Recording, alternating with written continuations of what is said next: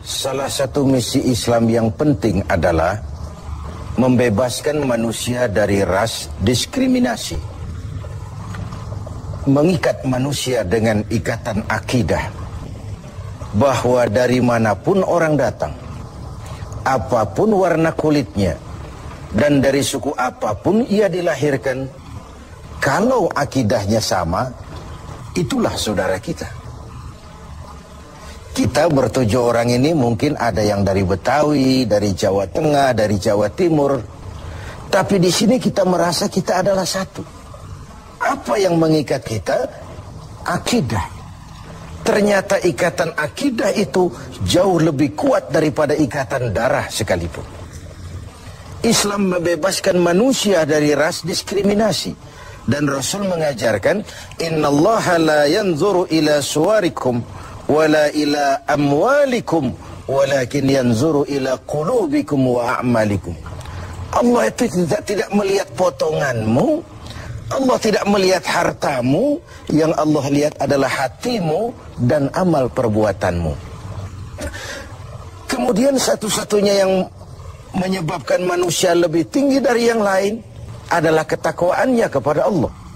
Sehingga dalam Al-Quran dijelaskan, inna akramakum indallahi atqakum, yang paling mulia di antara kamu dalam pandangan Allah adalah yang paling bertakwa kepadanya.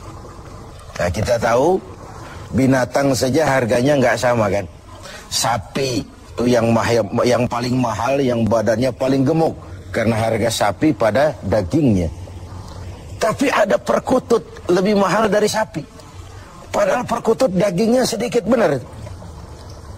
Kenapa bisa terjadi? Karena harga perkutut tidak pada dagingnya, tapi pada suaranya.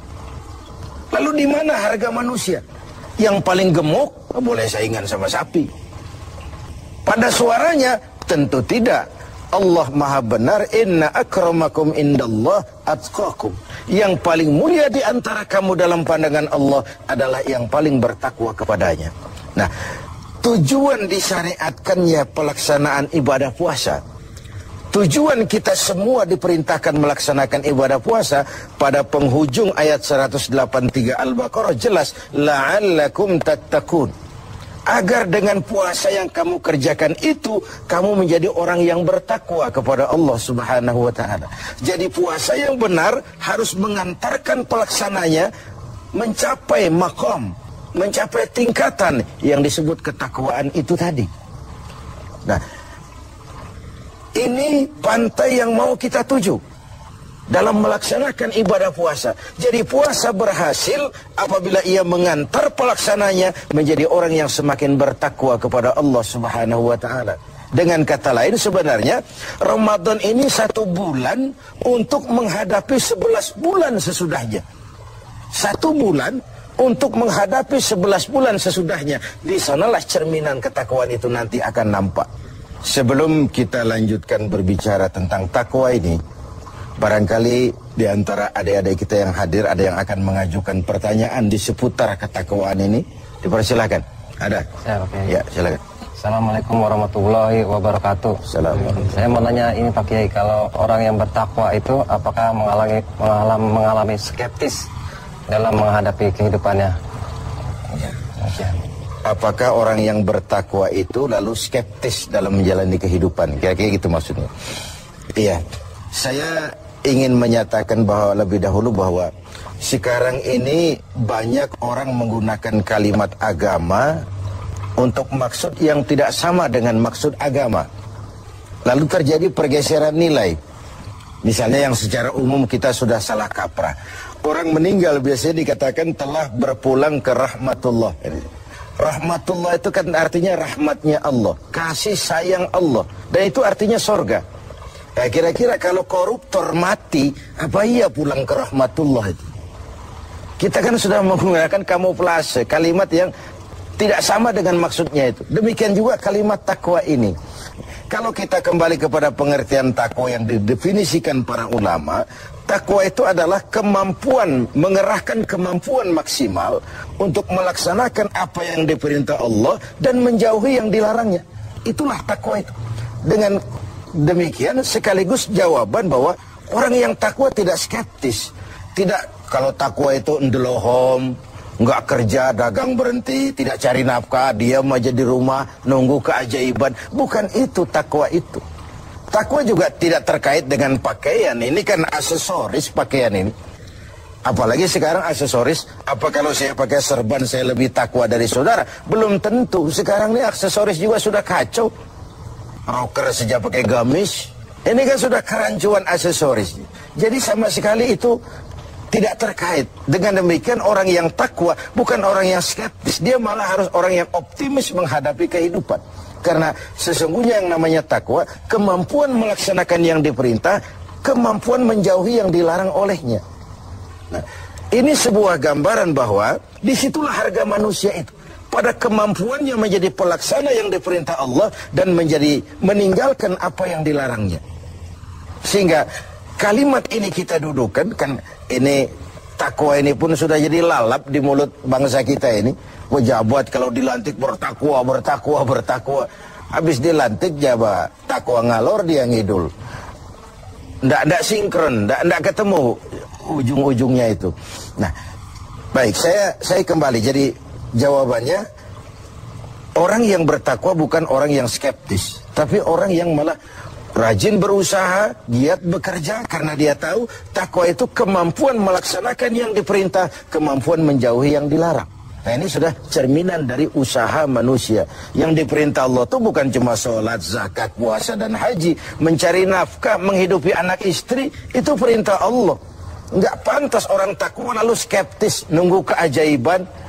Itu kan ciri zaman susah. Biasanya kalau zaman lagi susah itu dukunnya laris.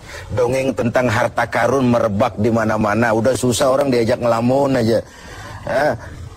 Lalu cerita tentang melipat gandakan uang muncul di mana-mana.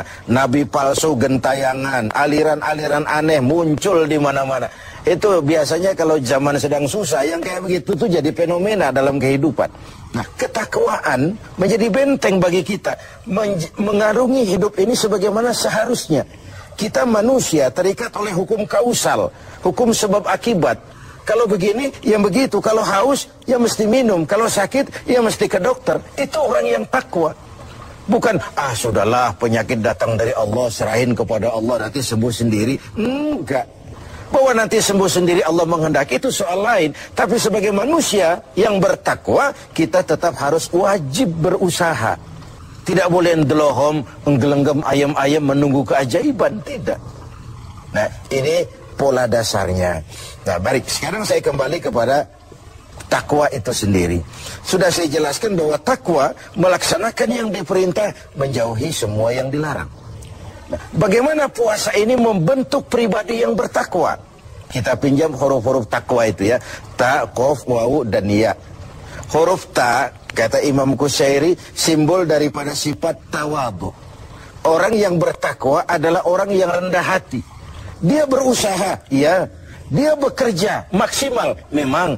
Tapi dia sadar bahwa semampu yang dia lakukan adalah berusaha dan berusaha. Kepastian itu haknya Allah. Nah, ini bedanya kita dengan yang lain. Kepastian itu hak Allah. Yang kerja saja belum tentu dapat, apalagi yang nggak kerja. Kira-kira logikanya begitu. Sama dengan kalau orang bilang, lo sholat juga belum tentu masuk surga. Ada suka orang usil, iya, yang sholat saja belum tentu masuk surga, apalagi yang nggak sholat. Kan begitu logikanya. Orang yang bertakwa itu dia terpacu. Nah, timbul sifat tawadu, rendah hati, dibentuk oleh pelaksanaan ibadah puasa ini. Kenapa? Puasa ini kan, ya Allah, baru sehari nggak terkena makan, nggak terkena minum, sudah begini lemah rasanya diri. Lalu apa yang mau disombongkan di hadapan Allah? Nah, timbul sikap rendah hati. Ini mentalitas takwa. Dia bekerja, dia berusaha, dia gunakan teknologi canggih, dia pakai manajemen yang paling modern, dia pakai tenaga yang profesional, tapi di balik itu dia sadar betul, kepastian cuma hak Allah. Maka usahanya selalu diiringi dengan doa. Agar keberhasilan tidak membuat dia lupa diri, kegagalan tidak membuat dia putus asa. Inilah nikmatnya takwa itu. Keberhasilan tidak membuat lupa diri, dan kegagalan tidak menjadikan dia putus asa. Lalu selalu melihat hikmah di balik apapun yang dia hadapi itu. Rendah hati. Makanya di hadis qudsi dikatakan, aku cinta orang yang rendah hati, aku lebih cinta kepada orang kaya yang rendah hati. Aku benci orang miskin, tapi aku lebih benci orang miskin yang sombong. Aku benci orang sombong, aku lebih benci orang miskin yang sombong. Jadi kalau ada orang kaya rendah hati, wajar saja. Orang kaya nggak sombong kan pantas. Orang miskin nggak sombong, pantas saja. Emang nggak ada yang mau disombongin. Tapi kalau orang kaya segalanya punya, dia rendah hati, itu yang Allah lebih cinta. Nah, takwa menanamkan itu, sikap rendah hati. Lalu huruf yang kedua, huruf qaf, simbol dari sifat qanaah. Ini sifat orang takwa, merasa cukup dengan apa yang diberikan Allah. Tengoklah, puasa ini kan mendidik. Saat menjelang buka, kayaknya semua isi meja mau kita pindahin ke perut kita. Kalau boleh jangan orang lain, jangan kebagian. Padahal apa sih daya tampung perut kita itu? Seteguk air, sepiring nasi, sepotong kue, kenyang sudah. Ini menyelamatkan manusia dari sifat tamak, rakus, serakah. Kan ini yang menyebabkan terhalangnya pemerataan dalam upaya pembangunan di negara kita ini. Sehingga gunung ditimbun, sumur digali. Yang kaya makin hebat, yang miskin makin terpuruk. Akibat pola keserakahan ini.